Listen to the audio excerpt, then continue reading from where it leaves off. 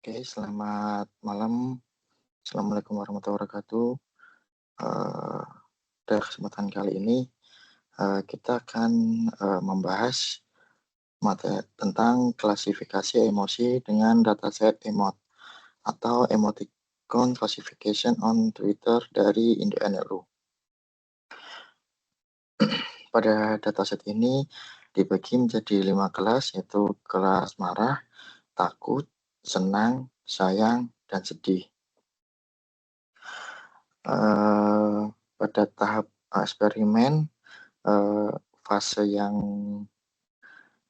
ada beberapa fase yaitu business understanding, data preparation, modeling, evaluation, dan deployment. Baik, kita awali dari, sel pertama, yaitu, kita menginstal 2 library tambahan yang tidak tersedia di Google Colab ya. Yaitu, by Sastrawi untuk stemming bahasa Indonesia dan workload untuk visualisasi data. Kemudian, kita mengimport seluruh modul Python yang dibutuhkan sepanjang notebook, yaitu, NumPy, Pandas, Matplotlib, Seaborn, Scikit-learn, dan Joblib. Setelah semua library berhasil diimpor, kita lanjut ke business understanding. Pada business understanding, semua konstan global, mapping label emosi, nama kolom, parameter eksperimen, dan lokasi file di dataset Google Drive.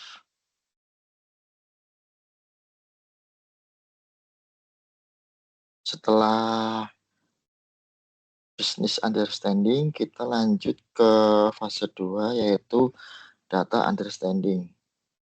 Pada data understanding, kita menghubungkan Google Colab dengan Google Drive agar file dataset CSV dapat diakses.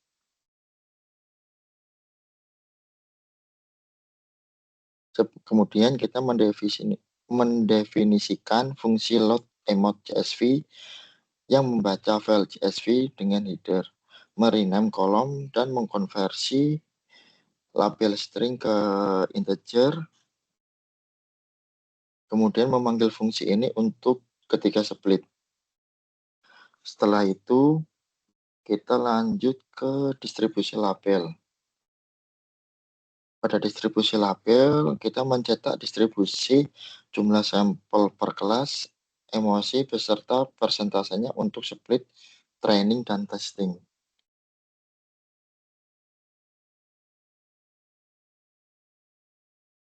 Setelah itu, kita lanjut untuk visualisasi distribusi label menggunakan bar chart. Pada tahap ini, kita membuat 2 bar chart berdampingan yang menampilkan distribusi kelas emosi pada split training dan testing, masing-masing dengan warna unik per emosi.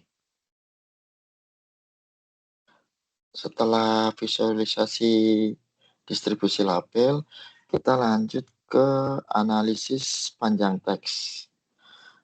Pada tahap ini, kita menghitung statistik deskriptif panjang teks dalam jumlah kata untuk keseluruhan training set dan per kelas emosi.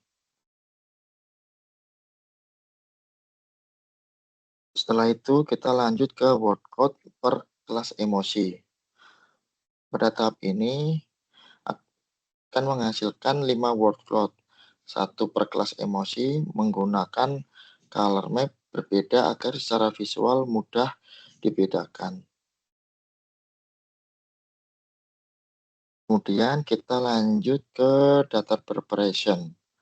Pada data preparation, kita mendefinisikan 3 set kata, yaitu negasi ID, negasi yang dilindungi, stop word ID, stop word umum bahasa Indonesia, dan extra stop word, kosakata Twitter, dan bahasa gaul.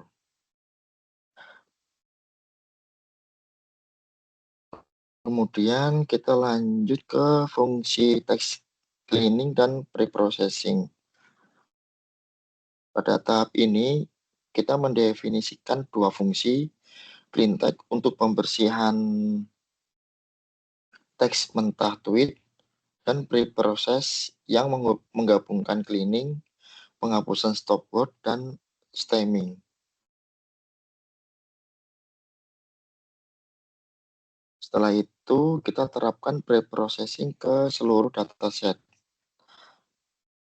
Pada tahap ini, kita menerapkan fungsi preprocess ke kolom teks pada dftrain dan dftest yang menghasilkan kolom baru bernama proses teks.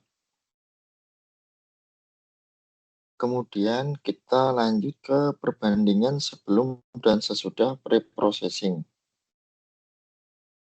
Pada tahap ini akan menampilkan 5 baris pertama dataset dengan 2 kolom, yaitu teks asli tweet dan teks setelah preprocessing, proses teks. Setelah itu kita lanjut ke statistik reduksi vocabulary.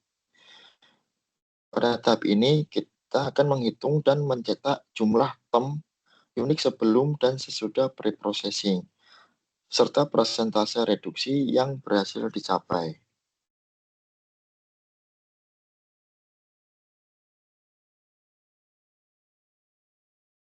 Setelah itu, analisis singular values (SVD). Pada tahap ini kita membangun matriks FIDF dari data training dengan parameter min DF sama dengan 3 dan max DF sama dengan 0,80% dan 90% explain variance. Kemudian kita lanjut ke plot singular values dan cumulative variance. Pada tahap ini kita membuat dua grafik berdampingan, yaitu kurva singular values dan kurva cumulative explain, dengan garis referensi di 70%, 80%, dan 90%.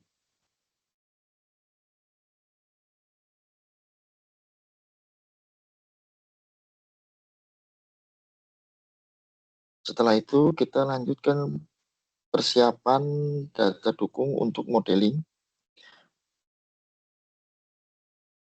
Persiapan ini akan mendefinisikan X-train, Y-train, X-test, dan Y-test.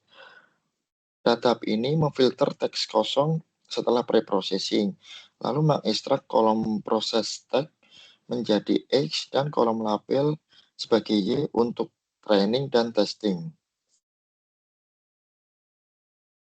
Kemudian kita lanjut ke fase 4 modeling. Pada fase 4 ini kita mendefinisikan stratified scaffold dan dictionary models A berisi 3 pipeline kelompok A, yaitu complement NB, linear FVC, dan logistic regression, masing-masing dengan fitur union, word, n-gram plus char n-gram. Kemudian kita lanjut ke definisi model untuk kelompok B. Pada kelompok B, kita mendefinisikan model B berisi 2 pipeline kelompok B yang menambahkan truncate SVD dan normalizer setelah TF-IDF untuk menghasilkan representasi dense berbasis LSA. Kemudian kita lanjut ke pelatihan untuk kelompok A TF-IDF only. Pada tahap ini, kita mendefinisikan fungsi train group yang menjalankan grid source GV untuk semua model dalam satu kelompok, lalu memanggilnya untuk melatih model A.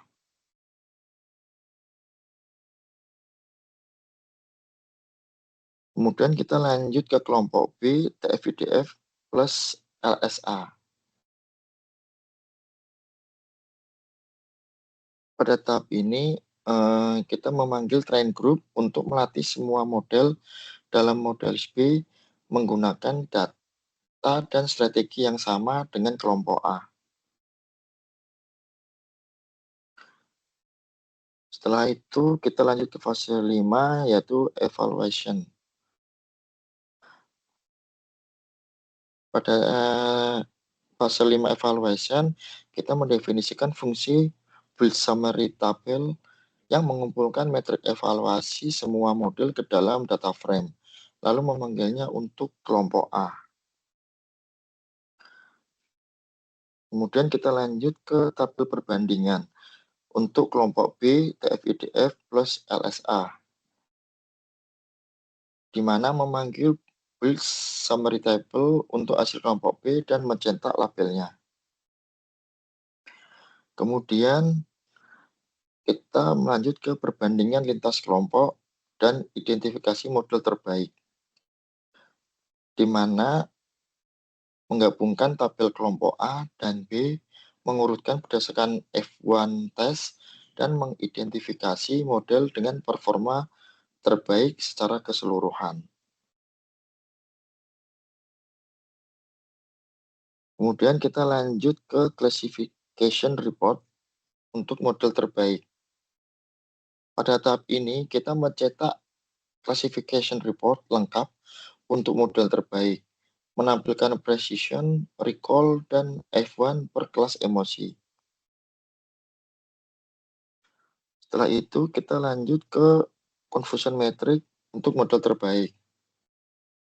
Pada tahap ini, kita membuat heatmap confusion metric 5x5 untuk model terbaik dengan color map biru dan label nama emosi Indonesia.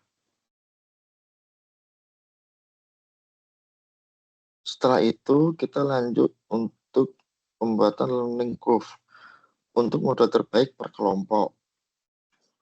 Pada tahap ini, kita mendefinisikan fungsi plot learning curve dan memplotnya untuk satu model terbaik dari kelompok A dan satu dari kelompok B dalam satu figur. Setelah itu, kita lanjut ke fase 6, yaitu deployment.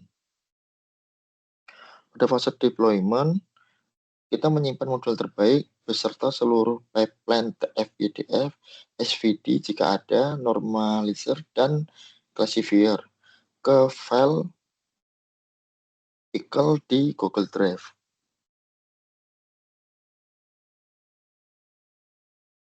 Kemudian kita lanjut ke load model dari file. Pada tahap ini, kita membuat kembali model yang sudah disimpan menggunakan joblib.load dan mensimulasikan skenario di mana model digunakan dalam environment baru tanpa training ulang. Selanjutnya, kita lanjut ke fungsi prediksi emosi. Pada fungsi ini, kita mendefinisikan fungsi predik. Kita mendefinisikan fungsi predik emosi yang menerima satu atau beberapa teks baru, menjalankan preprocessing, dan mengembalikan prediksi label emosi beserta nomor kelas.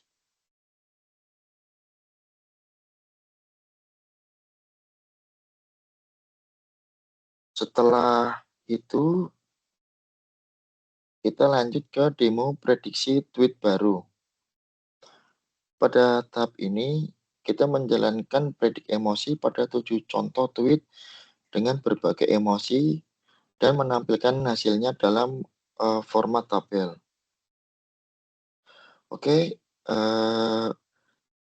Sekian untuk penjelasan, materi tentang klasifikasi emosi dengan dataset Emot Indo NLU. Terima kasih, selamat malam. Assalamualaikum warahmatullahi wabarakatuh.